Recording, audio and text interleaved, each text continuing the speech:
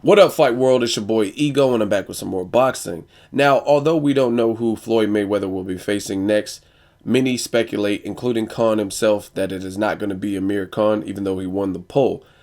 My thoughts on that, I think the poll was pointless. Like I said, what was the point of it if we're not really picking or if it was rigged? But I think maybe due to poor feedback, they are looking towards other options because a lot of people are saying if it's Mayweather-Khan, then they're not paying for it. They're going to stream it or not watch it on pay-per-view. So we know Floyd likes his money.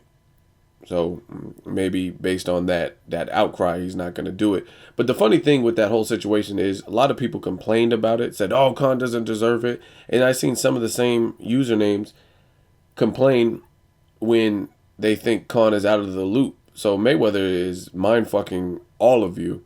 Not all of you, but the people who are thinking like that. Like I said, when Khan said, when he was a potential front runner, you were saying he doesn't deserve the fight. It's a cherry pick fight. And then after, when Mayweather says, well, he doesn't really say it, but when Khan says he's out of it after talking to Golden Boy and he doesn't think he's going to get selected, now people are saying Mayweather's ducking Khan. So I really don't understand what some people are expecting. If he chooses Khan, it's a cherry pick. If he chooses someone else, not Khan, then he's cherry picking, he's ducking, he's afraid of the speed versus speed. So ideally, there's no win-win situation if you hate a fighter. Anyway, back to Amir Khan. I want to talk about Amir Khan in this video and talk about some potential matchups. I also told you what I feel Amir Khan did wrong leading up to the Mayweather fight, and that was putting his eggs in the Mayweather basket, knowing Mayweather's finicky, he's his own boss, he plays mind games or whatever you want to say. Knowing all of that, you don't let your career become stagnant based on another person. You got to take your own journey, your own path, and basically when your name is called, then sign on the dotted line if you're ready. So I think he should have fought Devin Alexander, like I've said time and time again. Looking forward to the future for Amir Khan. He's still an exciting fighter. He still has heart and he still comes to bring it. Will he ever get back to where he was when he destroyed Zab Judah? We don't know. I mean, he had a good run. He was he got by Paulie Malignaggi, and it looked very convincing. He had an easier time with Paulie Malignaggi than other people who got pumped up like Adrien Broner. He looked better against Paulie than Zab Judah recently did. So you got to give Amir Khan props where he's due. And even though it was a tough, close fight, he still beat Marcos Maidana.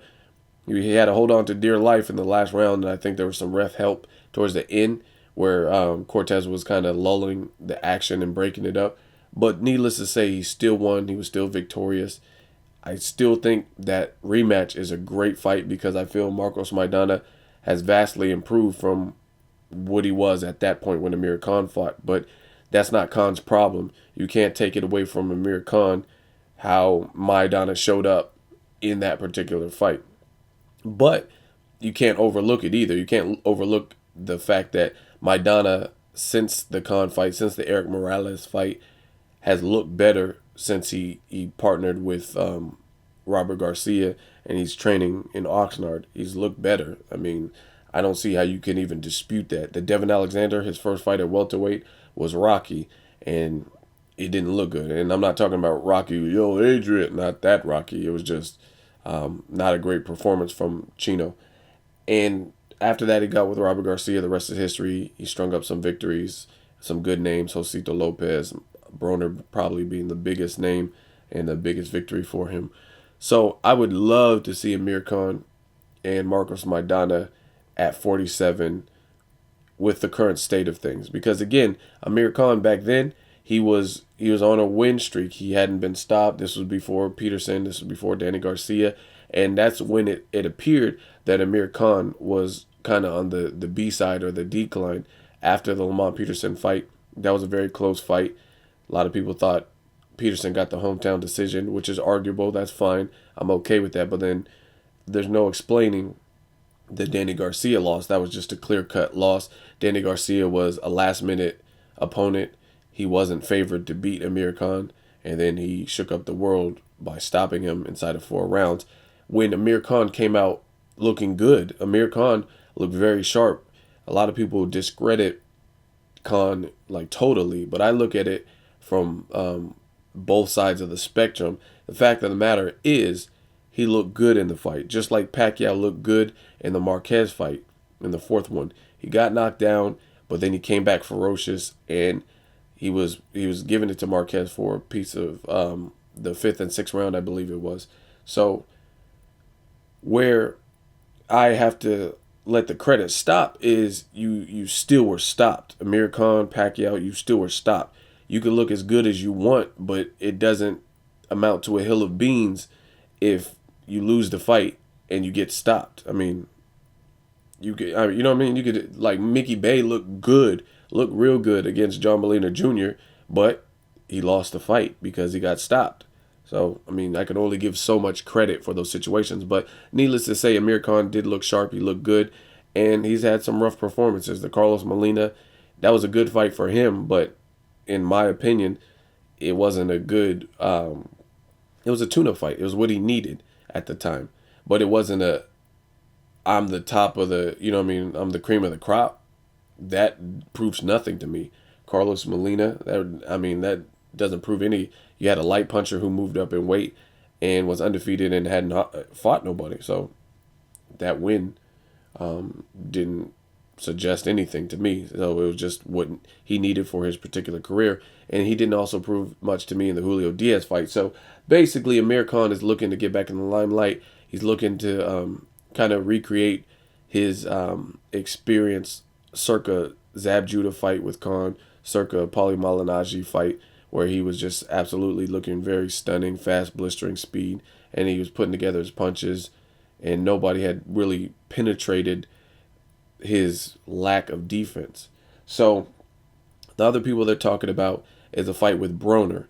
I think that is an absolutely wonderful fight. That's a great fight. You got two guys who are looking to get back on track. Adrien Broner, he had a tough time with Paulie Malignaggi, who Khan beat more thoroughly and convincingly. Adrien Broner was then upset in his first title defense with his new belt against Marcos Maidana, another fighter Amir Khan beat and had a more convincing time, even though Khan had troubles later in the round. He also put Maidana down with a vicious body shot. So basically, it would be a good gauge fight for me because I would be able to see styles make fights. I understand, like I said, Maidana has improved. I understand different weight classes, weight divisions, but still Khan beat those guys, and I want to see him fight Broner because Broner had a tough time with those guys. Neither guy has really done anything incredible at 47, in my opinion.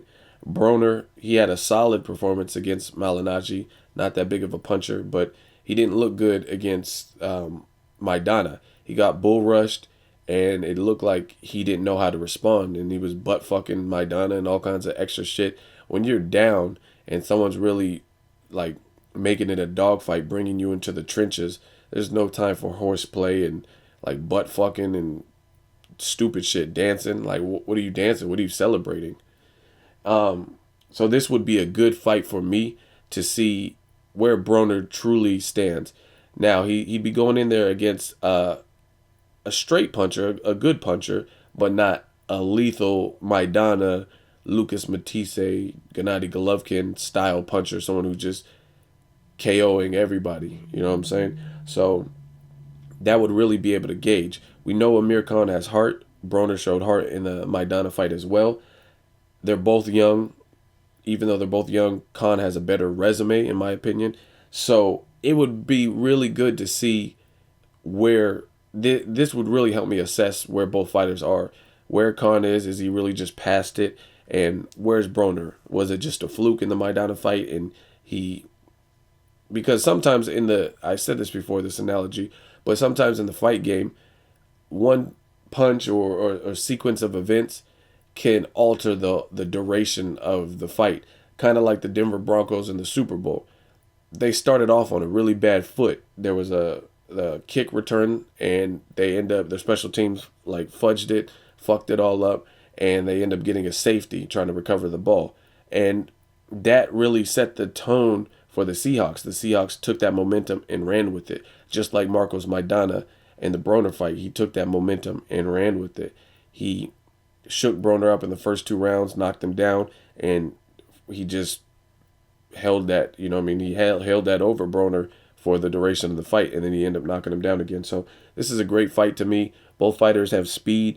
Broner's speed hasn't looked as impressive in the higher weight divisions. Khan, I haven't seen him fight at 47, but at 140, his speed was still there. And I want to see how bad Khan wants the Mayweather fight. If he doesn't get it, how bad do you want it? Beating little brother who only has one loss, even though Broner hasn't done as much in the sport. He's fought the DeMarcos and stuff like that, but he's still a young, budding star.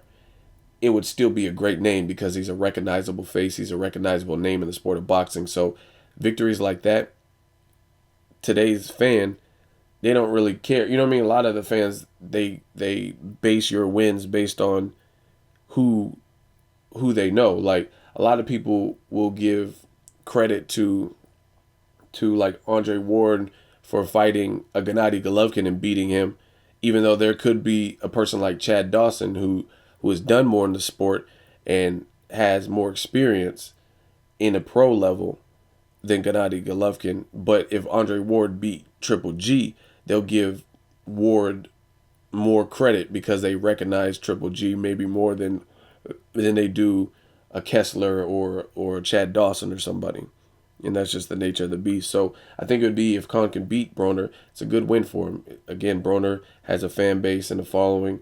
He's a recognizable face in the sport, and he's only once beaten. And neither guy has, like I said, done anything tremendous at 47. So we'll really separate the men from the boys in this fight. They're also talking about Amir Khan versus Shawn Porter, another fight that I like. I really like it. Shawn Porter showed me a lot in the Devin Alexander fight. He showed that he can, he has that dog in him. He has that grit. He's not afraid to let his hands go, and he's just not afraid in general. He comes forward. He lets punches fly. He's not always the most tactful tactician type, but he's still hungry, and that's what I like. I heard he gave Pacquiao some good sparring sessions, so I want to see how Khan would do against someone who has a punch, who's going to be aggressive, who has heart, and I think that would be a hell of a fight. Also, they're talking about Keith Thurman, another great fight. I mean, these are all great fights to me. I think Khan had a better chance altogether beating Devin Alexander and passing that test with flying colors. Now the people he has to beat to get a belt, like I said before, they're much more difficult based on Khan's style, Khan's weaknesses, and Khan's strengths. So I'd be anxious to see like a Keith Thurman fight to see how he deals with someone who's rangy, who's in and out, and has speed. Thurman versus Soto Caras, that was a good fight, good win for the young Thurman's resume. But a lot of the guys he fought aren't necessarily the fastest guy. And for these new fighters, I like to see them pitted against various styles. Like, I could say Oscar De La Hoya has fought the different styles. He's fought smart defensive wizards like a Bernard Hopkins. He's fought guys like Pernell Whitaker. He's fought guys like Trinidad. He's fought Sturm. He's fought different styles. So that's really what I like to see from these young fighters. See them face different challenges. Don't just fight flat-footed fighters. Don't just fight brawlers. Don't just fight fast fighters. Don't just fight southpaws or orthodox fighters. Mix it up a bit. And I think this would be a good test for Keith Thurman to see how he deals with someone with speed who is going to try to outbox him. I think that'd be good. And I think Khan would be the fastest fighter that I can remember Keith Thurman fighting. But then on the flip side, Keith Thurman has power and looks to be an improving fighter. So will Khan's chin hold up? These are the questions that these fights will help answer for me. So I think they're all good fights. Really, I haven't seen Khan in a bad fight that I was like, this is boring. Maybe the McCloskey fight, that wasn't really up my alley for different reasons. But his bigger profile fights have all been exciting. The Peterson fight, his fights with Malignaggi or Maidana, those are all exciting. No matter if they're one-sided or not, they're exciting to me. So let me know who you want to see Amir Khan face. If it is not Mayweather, Shawn Porter, Keith Thurman, Who do you want to see him fight? I would also like to see Amir Khan versus Robert Guerrero. I think that's a good fight. Guerrero's tough. Not the biggest puncher, but not a feather-fisted puncher. He's relentless. He shows some ability to adapt. He wants to get back on track. I mean, these are all great fights. So let me know what you guys personally want to see from Amir Khan and what style matchups do you prefer. Leave a comment. Let me know what you guys think. As always, hate, comment, or subscribe. Till next video, it's Ego signing off.